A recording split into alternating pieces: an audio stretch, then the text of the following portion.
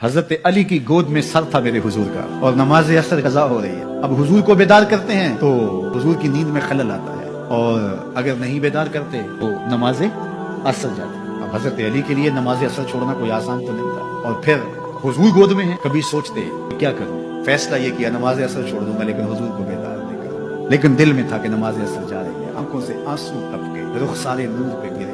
حضور بیدار ہوئے, کہا کیا ماجرا ہوا؟ کہا نماز عصر کا.